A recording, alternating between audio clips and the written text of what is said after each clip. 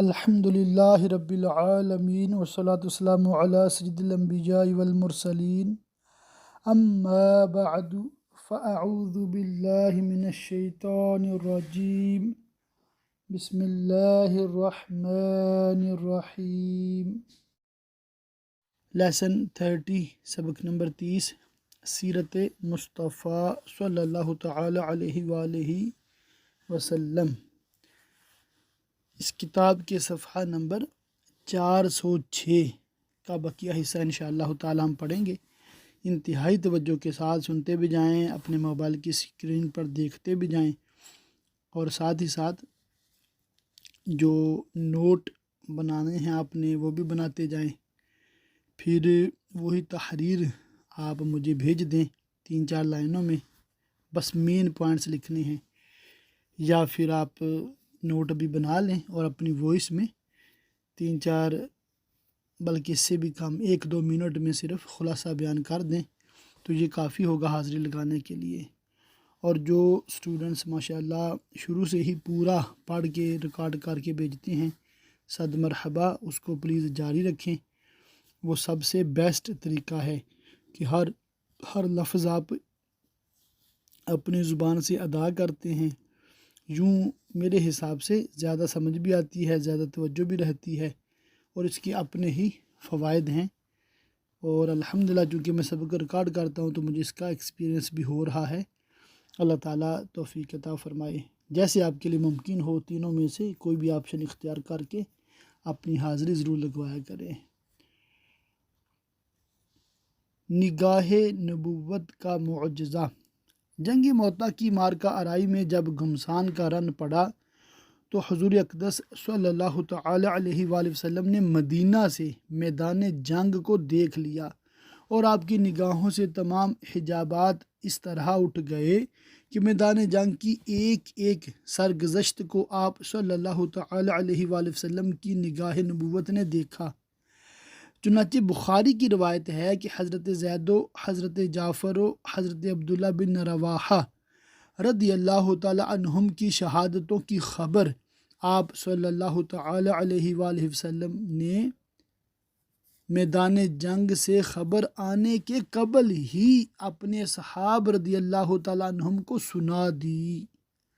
یہ بلو میں 2 لکھا ہے، اس کے نیچے حاشیہ دیکھیں گے اگر آپ تو یہ ریفرنس لکھا ہوا ہے المواہب اللدنیہ شریف کا، ٹھیک ہے، اور اس کے نیچے آگے پھر شرح زرقانی کا بھی لکھا ہے ریفرنس۔ آگے چلتے جائیں تو صحیح بخاری کتاب المغازی باب غزوہ موتا، یہ سارا اس میں تخریج ہے، یعنی کہ ریفرنسڈ ہے، فلی اتھینٹک یہ کتاب ہے۔ تو یہ چیزیں آپ اپنی معلومات کے لیے ذہن میں رکھیں، چونکہ آپ عالم عالمہ کورس کر رہے ہیں تو اس کے حوالے بھی دیکھا کریں، ریفرنس پڑھا کریں، تاکہ آپ کو پتہ چلے کہ ہماری جو بزرگوں نے کتاب لکھی ہے تو کن بڑی کتابوں سے لکھی ہے۔ مزید پڑھتے ہیں۔ چنانچہ آپ صلی اللہ تعالی علیہ وآلہ وسلم نے انتہائی رنج و غم کی حالت میں صحابہ کرام رضی اللہ تعالیٰ عنہم کے بھرے مجمع میں یہ ارشاد فرمایا کہ زید نے جھنڈا لیا، وہ بھی شہید ہو گئے، پھر جعفر نے جھنڈا لیا، وہ بھی شہید ہو گئے، پھر عبداللہ بن رواحہ علم بردار بنے اور وہ بھی شہید ہو گئے، یہاں تک کہ جھنڈے کو خدا کی تلواروں میں سے ایک تلوار یعنی خالد بن ولید رضی اللہ تعالیٰ عنہ نے اپنے ہاتھوں میں لیا۔ حضور صلی اللہ علیہ وآلہ وسلم صحابہ کرام کو یہ خبریں سناتے رہے اور آپ کی آنکھوں سے آنسو جاری تھے۔ یہاں بھی حوالہ بخاری شریف کا ہے۔ موسیٰ بن عقبہ نے اپنے مغازی میں لکھا ہے کہ جب حضرت یعلا بن امیہ رضی اللہ تعالیٰ عنہ جنگ موتا کی خبر لے کر دربار نبوت میں پہنچے تو حضور صلی اللہ تعالیٰ علیہ وآلہ وسلم نے ان سے فرمایا کہ تم مجھے وہاں کی خبر سناؤ گے یا میں تمہیں وہاں کی خبر سناؤں؟ حضرت یعلا رضی اللہ تعالیٰ عنہ نے عرض کیا، یا رسول اللہ صلی اللہ تعالیٰ علیہ وآلہ وسلم، آپ ہی سنائیے۔ جب آپ نے وہاں کا پورا حال و ماحول سنایا تو حضرت یعلا رضی اللہ تعالیٰ عنہ نے کہا کہ اس ذات کی قسم جس نے آپ کو حق کے ساتھ بھیجا ہے کہ آپ صلی اللہ تعالیٰ علیہ وآلہ وسلم نے ایک بات بھی نہیں چھوڑی کہ جس کو میں بیان کروں۔ حضرت جعفر شہید رضی اللہ تعالیٰ عنہ کی بیوی حضرت اسماء بنت امیس رضی اللہ عنہما کا بیان ہے کہ میں نے اپنے بچوں کو نہلا دھولا کر تیل کاجل سے آراستہ کر کے آٹا گوندھ لیا تھا کہ بچوں کے لیے روٹیاں پکاؤں کہ اتنے میں رسول اللہ عز و جل و صلی اللہ تعالیٰ علیہ وآلہ وسلم میرے گھر میں تشریف لائے اور فرمایا کہ جعفر کے بچوں کو میرے سامنے لاؤ۔ جب میں نے بچوں کو پیش کیا تو آپ صلی اللہ تعالیٰ علیہ وآلہ وسلم بچوں کو سونگھنے اور چومنے لگے اور آپ کی آنکھوں سے آنسوؤں کی دھار رخسار پورا انوار پر بہنے لگی۔ تو میں نے عرض کیا کہ کیا حضرت جعفر رضی اللہ تعالیٰ عنہ اور ان کے ساتھیوں کے بارے میں کوئی خبر آئی ہے؟ تو ارشاد فرمایا کہ ہاں، وہ لوگ آج ہی شہید ہو گئے ہیں۔ یہ سن کر میری چیخ نکل گئی اور میرا گھر عورتوں سے بھر گیا۔ اس کے بعد حضور صلی اللہ تعالیٰ علیہ وآلہ وسلم اپنے کاشانہ نبوت میں تشریف لے گئے اور ازواج مطہرات رضی اللہ تعالیٰ عنہن سے فرمایا کہ جعفر کے گھر والوں کے لیے کھانا تیار کراؤ۔ جب حضرت خالد بن ولید رضی اللہ تعالیٰ عنہ اپنے لشکر کے ساتھ مدینہ کے قریب پہنچے تو حضور صلی اللہ علیہ وآلہ وسلم گھوڑے پر سوار ہو کر ان لوگوں کے استقبال کے لیے تشریف لے گئے اور مدینہ کے مسلمان اور چھوٹے چھوٹے بچے بھی دوڑتے ہوئے مجاہدین اسلام کی ملاقات کے لیے گئے اور حضرت حسان بن ثابت رضی اللہ تعالیٰ عنہ نے جنگ موتا کے شہدائے کرام کا ایسا پور درد مرثیہ سنایا کہ تمام سامعین رونے لگے۔ حضرت جعفر رضی اللہ تعالیٰ عنہ کے دونوں ہاتھ شہادت کے وقت کٹ کر گر پڑے تھے۔ اللہ اکبر۔ تو حضور صلی اللہ علیہ وآلہ وسلم نے ان کے بارے میں ارشاد فرمایا کہ اللہ تعالیٰ نے حضرت جعفر رضی اللہ تعالیٰ عنہ کو ان کے دونوں ہاتھوں کے بدلے 2 بازو عطا فرمائے ہیں جن سے اڑ کر وہ جنت میں جہاں چاہتے ہیں چلے جاتے ہیں۔ سبحان اللہ۔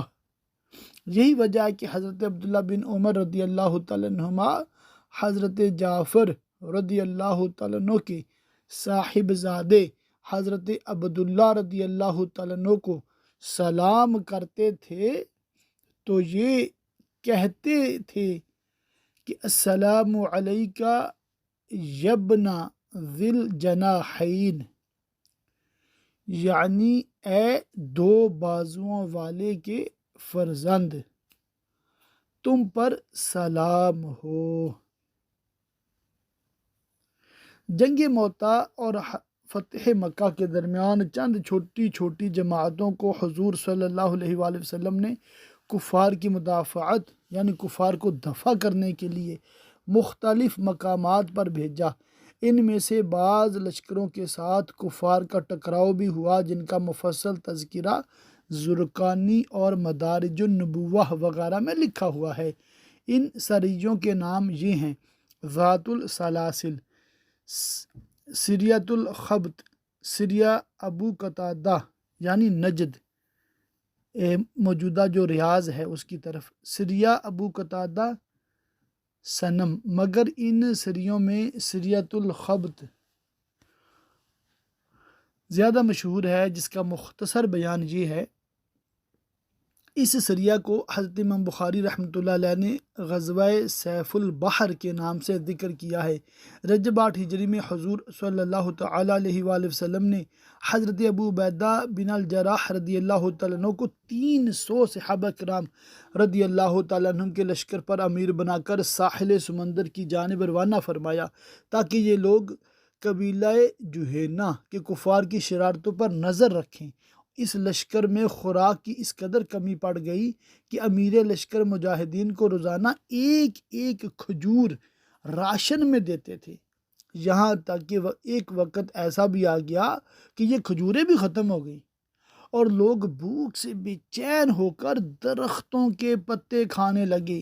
یہی وجہ ہے کہ عام طور پر مورخین نے اس سریہ کا نام سریۃ الخبط یا جیش الخبط رکھا ہے۔ خبط عربی زبان میں درخت کے پتوں کو کہتے ہیں۔ چونکہ مجاہدین اسلام نے اس سریہ میں درختوں کے پتے کھا کر جان بچائی، اس لیے یہ سریۃ الخبط کے نام سے مشہور ہو گیا۔ ایک عجیب الخلقت مچھلی۔ حضرت جابر رضی اللہ تعالیٰ عنہ کا بیان ہے کہ ہم لوگوں کو اس سفر میں تقریباً 1 مہینہ رہنا پڑا، اور جب بھوک کی شدت سے ہم لوگ درختوں کے پتے کھانے لگے تو اللہ تعالیٰ نے غیب سے ہمارے رزق کا یہ سامان پیدا فرما دیا کہ سمندر کی موجوں نے ایک اتنی بڑی مچھلی ساحل پر پھینک دی جو ایک پہاڑی کے مانند تھی۔ چنانچہ 300 صحابہ رضی اللہ تعالیٰ عنہم 18 دنوں تک اس مچھلی کا گوشت کھاتے رہے اور اس کی چربی اپنے بدن پر ملتے رہے، اور جب وہاں سے روانہ ہونے لگے تو اس کا گوشت کاٹ کاٹ کر مدینہ تک لائے، اور جب یہ لوگ بارگاہ نبوت میں پہنچے اور حضور صلی اللہ علیہ وآلہ وسلم سے اس کا تذکرہ کیا تو آپ نے ارشاد فرمایا کہ یہ اللہ تعالیٰ کی طرف سے تمہارے لیے رزق کا سامان ہوا تھا۔ پھر آپ صلی اللہ تعالیٰ علیہ وآلہ وسلم نے اس مچھلی کا گوشت طلب فرمایا اور اس میں سے کچھ تناول بھی فرمایا۔ یہ اتنی بڑی مچھلی تھی کہ امیر لشکر حضرت ابو عبیدہ رضی اللہ تعالیٰ عنہ نے اس کی 2 پسلیاں زمین میں گاڑ کر کھڑی کر دیں تو کجاوا بندھا ہوا اونٹ اس محراب کے اندر سے گزر گیا۔ اللہ اکبر۔ فتح مکہ رمضان 8 ہجری مطابق جنوری 630 عیسوی۔ صفحہ نمبر اس کتاب کا 411 ہے۔ رمضان 8 ہجری تاریخ نبوت کا نہایت ہی عظیم الشان عنوان ہے، اور سیرت مقدسہ کا یہ وہ سنہرا باب ہے کہ جس کی آب و تاب سے ہر مومن کا قلب قیامت تک مسرتوں کا آفتاب بنا رہے گا، کیونکہ تاجدار دو عالم صلی اللہ تعالی علیہ وآلہ وسلم نے اس تاریخ سے 8 سال قبل انتہائی رنجیدگی کے عالم میں اپنے یار غار کو ساتھ لے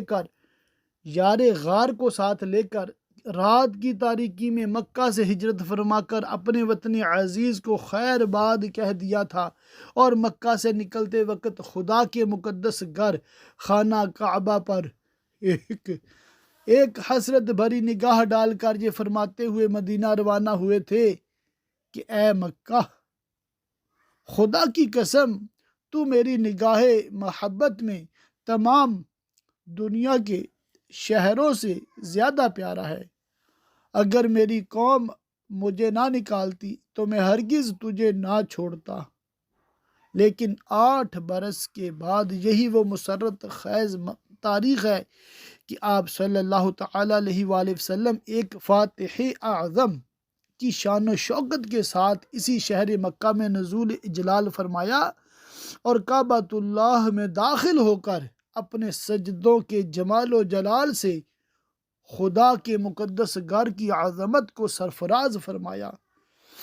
لیکن ناظرین کے ذہنوں میں یہ سوال سر اٹھاتا ہوگا کہ جبکہ حدیبیہ کے صلح نامہ میں یہ تحریر کیا جا چکا تھا کہ 10 برس تک فریقین کے مابین کوئی جنگ نہ ہوگی، تو پھر آخر وہ کون سا ایسا سبب نمودار ہو گیا کہ صلح نامہ کے فقط 2 سال ہی بعد تاجدار دو عالم صلی اللہ علیہ وآلہ وسلم کو اہل مکہ کے سامنے ہتھیار اٹھانے کی ضرورت پیش آ گئی اور آپ ایک عظیم لشکر کے ساتھ فاتحانہ حیثیت سے مکہ میں داخل ہوئے؟ تو اس سوال کا جواب یہ ہے کہ اس کا سبب کفار مکہ کی عہد شکنی اور حدیبیہ کے صلح نامہ سے غداری ہے۔ کفار قریش کی عہد شکنی یعنی وعدہ خلافی، وعدہ توڑنا، عہد توڑنا۔ صلح حدیبیہ کے بیان میں آپ پڑھ چکے ہیں کہ حدیبیہ کے صلح نامہ میں ایک یہ شرط بھی درج تھی کہ قبائل عرب میں سے جو قبیلہ قریش کے ساتھ معاہدہ کرنا چاہے وہ قریش کے ساتھ معاہدہ کرے، اور جو حضرت محمد صلی اللہ تعالی علیہ وآلہ وسلم سے معاہدہ کرنا چاہے وہ حضرت محمد صلی اللہ تعالی علیہ وآلہ وسلم کے ساتھ معاہدہ کرے۔ چنانچہ اسی بنا پر قبیلہ بنی بکر نے قریش سے باہمی امداد کا معاہدہ کر دیا، اور قبیلہ بنی خزاعہ نے رسول اللہ عز و جل و صلی اللہ تعالی علیہ وآلہ وسلم سے امداد باہمی کا معاہدہ کر لیا۔ یہ دونوں قبیلے مکہ کے قریب ہی میں آباد تھے، لیکن ان دونوں میں عرصہ دراز سے سخت عداوت اور مخالفت چلی آ رہی تھی۔ ایک مدت سے تو کفار قریش اور دوسرے قبائل عرب کے کفار مسلمانوں سے جنگ کرنے میں اپنا سارا زور صرف کر رہے تھے، لیکن صلح حدیبیہ کی بدولت جب مسلمانوں کی جنگ سے کفار قریش اور دوسرے قبائل کفار کو اطمینان ملا تو قبیلہ بنی بکر نے قبیلہ بنی خزاعہ سے اپنی پرانی عداوت کا انتقام لینا چاہا، اور اپنے حلیف کفار قریش سے مل کر بالکل اچانک طور پر قبیلہ بنی خزاعہ پر حملہ کر دیا، اور اس حملہ میں کفار قریش کے تمام رؤسا یعنی اکرمہ بن ابی جہل، صفوان بن امیہ، سہیل بن عمرو وغیرہ بڑے بڑے سرداروں نے اعلانیہ بنی خزاعہ کو قتل کیا۔ بیچارے بنی خزاعہ خوفناک ظالمانہ حملے کی تاب نہ لا سکے اور اپنی جان بچانے کے لیے حرم کعبہ میں پناہ لینے کے لیے بھاگے۔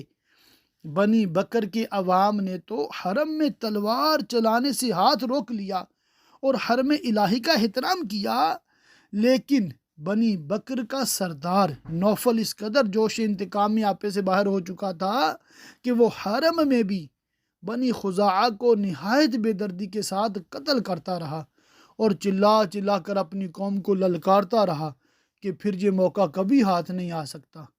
چنانچہ ان درندہ صفت خونخوار انسانوں نے حرم الہی کے احترام کو بھی خاک میں ملا دیا، اور حرم کعبہ کی حدود میں نہایت ہی ظالمانہ طور پر بنی خزاعہ کا خون بہایا، اور کفار قریش نے بھی اس قتل و غارت اور کشت و خون میں خوب حصہ لیا۔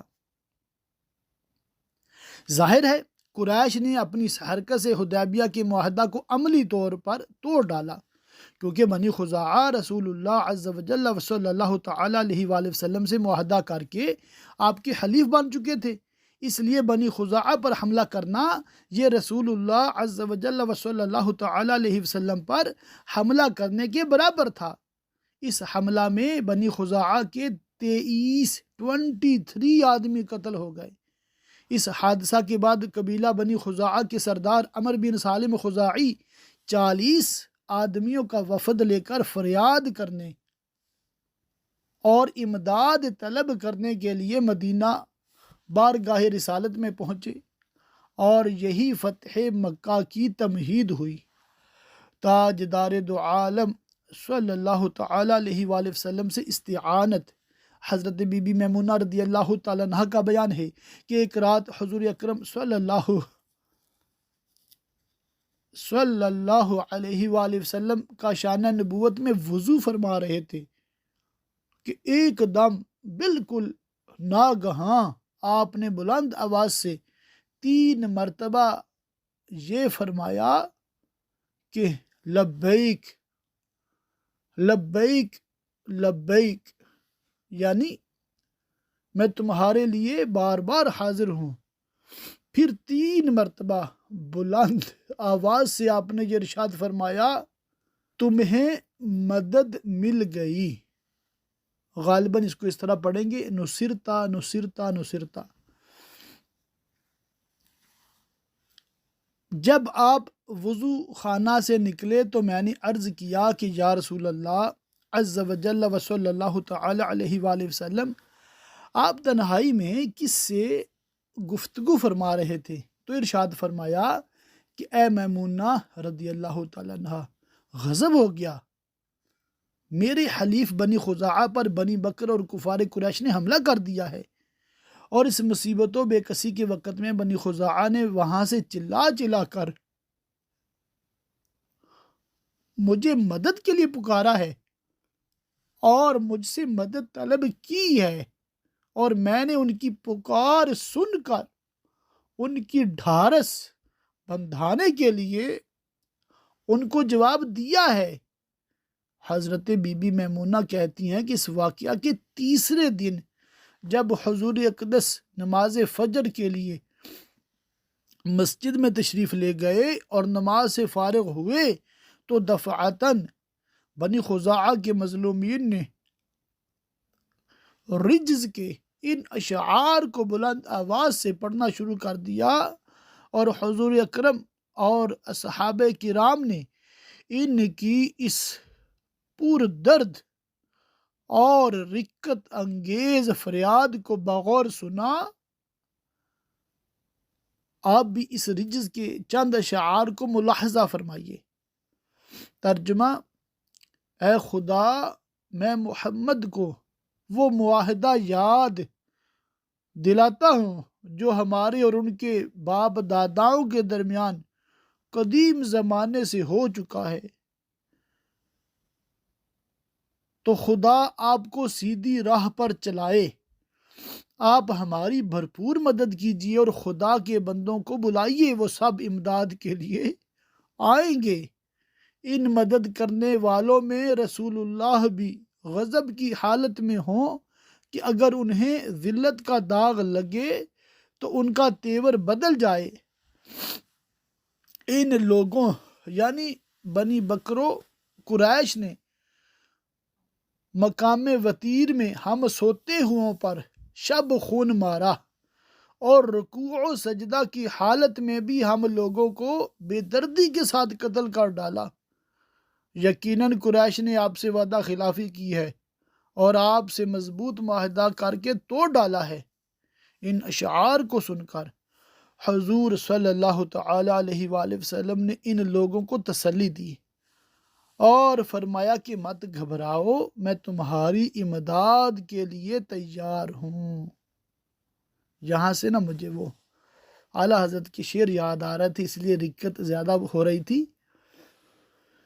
فریاد امتی جو کرے حال زار میں، فریاد امتی جو کرے حال زار میں، ممکن نہیں کہ خیر بشر کو خبر نہ ہو، ممکن نہیں کہ خیر بشر کو خبر نہ ہو۔ بے شک دور و نزدیک کے سننے والے وہ کان لعل کرامت پہ لاکھوں سلام، منگتا کا ہاتھ اٹھتے ہی داتا کی دین تھی،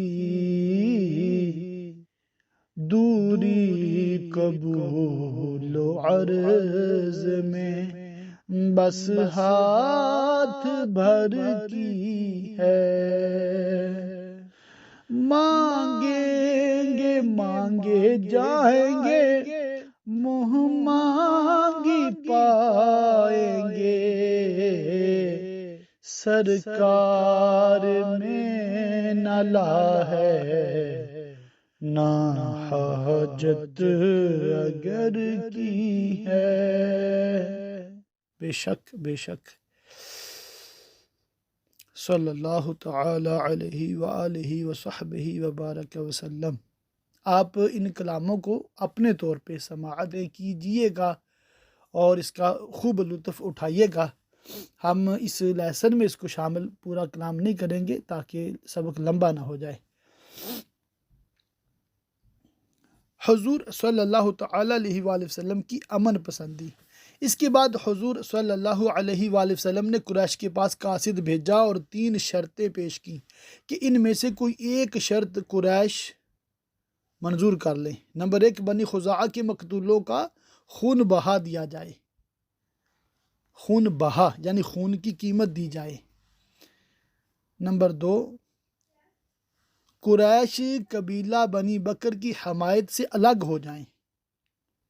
نمبر 3، اعلان کر دیا جائے کہ حدیبیہ کا معاہدہ ٹوٹ گیا۔ جب حضور صلی اللہ علیہ وآلہ وسلم کے قاصد نے ان شرطوں کو قریش کے سامنے رکھا تو کرتہ بن عبد عمر نے قریش کا نمائندہ بن کر جواب دیا کہ نہ ہم مقتولوں کے خون کا معاوضہ دیں گے، نہ اپنی حلیف قبیلہ بنی بکر کی حمایت چھوڑیں گے۔ ہاں، تیسری شرط ہمیں منظور ہے اور ہم اعلان کرتے ہیں کہ حدیبیہ کا معاہدہ ٹوٹ گیا۔ لیکن قاصد کے چلے جانے کے بعد قریش کو اپنے اس جواب پر ندامت ہوئی۔ چنانچہ چند رؤسائے قریش ابو سفیان کے پاس گئے اور یہ کہا کہ اگر یہ معاملہ نہ سلجھا تو پھر سمجھ لو کہ یقیناً محمد صلی اللہ تعالیٰ علیہ وآلہ وسلم ہم پر حملہ کر دیں گے۔ ابو سفیان نے کہا کہ میری بیوی ہند بنت عتبہ نے ایک خواب دیکھا ہے کہ مقام حجون سے مقام خندمہ تک ایک خون کی نہر بہتی ہوئی آئی ہے، پھر ناگہاں وہ خون غائب ہو گیا۔ قریش نے اس خواب کو بہت ہی منحوس سمجھا اور خوف و دہشت سے سہم گئے اور ابو سفیان پر بہت زیادہ دباؤ ڈالا کہ وہ فوراً مدینہ جا کر معاہدہ حدیبیہ کی تجدید کریں، ری نیو کریں۔ ابو سفیان کی کوشش۔ اس کے بعد بہت تیزی کے ساتھ ابو سفیان مدینہ گئے اور پہلے اپنی لڑکی حضرت ام المومنین حضرت بی بی ام حبیبہ رضی اللہ تعالیٰ عنہ کے مکان پر پہنچا اور بستر پر بیٹھنا ہی چاہتا تھا کہ حضرت بی بی ام حبیبہ رضی اللہ تعالیٰ عنہ نے جلدی سے بستر اٹھا لیا اور ابو سفیان نے حیران ہو کر پوچھا کہ بیٹی تم نے بستر کیوں اٹھا لیا؟ کیا بستر کو میرے قابل نہیں سمجھا یا مجھ کو بستر کے قابل نہیں سمجھا؟ ام المومنین نے جواب دیا کہ یہ رسول اللہ عز و جل و صلی اللہ تعالیٰ علیہ وآلہ وسلم کا بستر ہے اور تم مشرک اور نجس ہو، اس لیے میں نے یہ گوارا نہیں کیا کہ تم رسول اللہ کے بستر پر بیٹھو۔ یہ سن کر ابو سفیان کے دل پر چوٹ لگی اور وہ رنجیدہ ہو کر وہاں سے چلا آیا اور رسول اللہ عز و جل و صلی اللہ علیہ وآلہ وسلم کی خدمت میں حاضر ہو کر اپنا مقصد بیان کیا۔ آپ نے کوئی جواب نہیں دیا۔ پھر ابو سفیان حضرت ابو بکر صدیق و عمر و علی رضی اللہ تعالی عنہم کے پاس گیا۔ ان سب حضرات قدسیہ نے جواب دیا کہ ہم کچھ نہیں کر سکتے۔ حضرت علی رضی اللہ تعالیٰ عنہ کے پاس جب ابو سفیان پہنچا تو وہاں حضرت بی بی فاطمہ اور حضرت امام حسن رضی اللہ تعالیٰ عنہما بھی تھے۔ ابو سفیان نے بڑی لجاجت سے کہا کہ اے علی، تم قوم میں بہت ہی رحم دل ہو، ہم ایک مقصد لے کر یہاں آئے ہیں، کیا ہم یوں ہی ناکام چلے جائیں؟ ہم صرف یہی چاہتے ہیں کہ تم محمد سے ہماری سفارش کر دو۔ حضرت علی رضی اللہ تعالیٰ عنہ نے فرمایا کہ اے ابو سفیان، ہم لوگوں کی یہ مجال نہیں ہے کہ ہم حضور کے ارادہ اور ان کی مرضی میں کوئی مداخلت کر سکیں۔ ہر طرف سے مایوس ہو کر ابو سفیان نے حضرت فاطمہ زہرا رضی اللہ تعالیٰ عنہ سے کہا، اے فاطمہ، یہ تمہارا 5 برس کا بچہ ایک مرتبہ اپنی زبان سے اتنا کہہ دے کہ میں نے دونوں فریق میں صلح کرا دی تو آج سے یہ بچہ عرب کا سردار کہہ کر پکارا جائے گا۔ حضرت بی بی فاطمہ رضی اللہ تعالیٰ عنہ نے جواب دیا کہ بچوں کو ان معاملات میں کیا دخل؟ بالآخر ابو سفیان نے کہا کہ اے علی، معاملہ بہت کٹھن نظر آتا ہے، کوئی تدبیر بتاؤ۔ حضرت علی رضی اللہ تعالیٰ عنہ نے فرمایا کہ میں اس سلسلے میں تم کو کوئی مفید رائے نہیں دے سکتا، لیکن تم بنی کنانہ کے سردار ہو، تم خود ہی لوگوں کے سامنے اعلان کر دو کہ میں نے حدیبیہ کے معاہدہ کی تجدید کر دی۔ ابو سفیان نے کہا کہ کیا میرا یہ اعلان کچھ مفید ہو سکتا ہے؟ حضرت علی نے فرمایا کہ ایک طرفہ اعلان ظاہر ہے کہ کچھ مفید نہیں ہو سکتا، مگر اب تمہارے پاس اس کے سوا اور چارہ کار ہی کیا ہے؟ ابو سفیان وہاں سے مسجد نبوی میں آیا اور بلند آواز سے مسجد میں اعلان کر دیا کہ میں نے معاہدہ حدیبیہ کی تجدید کر دی۔ مگر مسلمانوں میں سے کسی نے بھی کوئی جواب نہیں دیا۔ ابو سفیان یہ اعلان کر کے مکہ روانہ ہو گیا۔ جب مکہ پہنچا تو قریش نے پوچھا کہ مدینہ میں کیا ہوا؟ ابو سفیان نے ساری داستان بیان کر دی تو قریش نے سوال کیا کہ جب تم نے اپنی طرف سے معاہدہ حدیبیہ کی تجدید کا اعلان کیا تو کیا محمد صلی اللہ علیہ وآلہ وسلم نے اس کو قبول کر لیا؟ ابو سفیان نے کہا کہ نہیں۔ یہ سن کر قریش نے کہا کہ یہ تو کچھ بھی نہ ہوا، یہ نہ تو صلح ہے کہ ہم اطمینان سے بیٹھیں، نہ یہ جنگ ہے کہ لڑائی کا سامان کیا جائے۔ اس کے بعد حضور صلی اللہ علیہ وآلہ وسلم نے لوگوں کو جنگ کی تیاری کا حکم دے دیا اور حضرت بی بی عائشہ رضی اللہ تعالیٰ عنہ سے بھی فرما دیا کہ جنگ کے ہتھیار درست کریں، اور اپنے حلیف قبائل کو بھی جنگی تیاریوں کے لیے حکم نامہ بھیج دیا، مگر کسی کو حضور صلی اللہ علیہ وآلہ وسلم نے یہ نہیں بتایا کہ کس سے جنگ کا ارادہ ہے، یہاں تک کہ حضرت ابوبکر صدیق رضی اللہ تعالیٰ عنہ سے بھی آپ نے کچھ نہیں فرمایا۔ چنانچہ ابو بکر صدیق رضی اللہ تعالیٰ عنہ حضرت بی بی عائشہ رضی اللہ تعالیٰ عنہ کے پاس آئے اور دیکھا کہ وہ جنگی ہتھیاروں کو نکال رہی ہیں، تو آپ نے دریافت کیا کہ کیا حضور صلی اللہ علیہ وآلہ وسلم نے حکم دیا ہے؟ عرض کیا جی ہاں۔ پھر آپ نے پوچھا کہ کیا تمہیں کچھ معلوم ہے کہ کہاں کا ارادہ ہے؟ حضرت بی بی عائشہ رضی اللہ تعالیٰ عنہ نے کہا کہ واللہ مجھے یہ معلوم نہیں۔